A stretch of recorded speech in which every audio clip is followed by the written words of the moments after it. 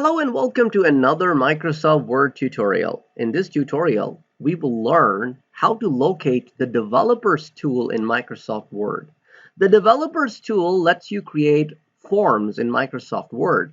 You might have seen them in certain templates before. So I'm going to give you another tutorial on how to build forms in Microsoft Word, but for today, we will look at how to locate the Developers tool. In order to do that, you will click on the File and you will going to click on Options. Next, you will click on Customize Ribbon.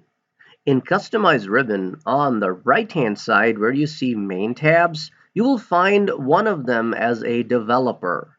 Right now, the ones that are checked are the ones that are showing. So you will check the Developers checkbox, and if you click the Expand button, you can see the items that are located under it. Upon clicking OK, you will be able to see the Developer tab. Hope you would enjoy this tutorial. Catch you in the next one. Don't forget to like, share, subscribe.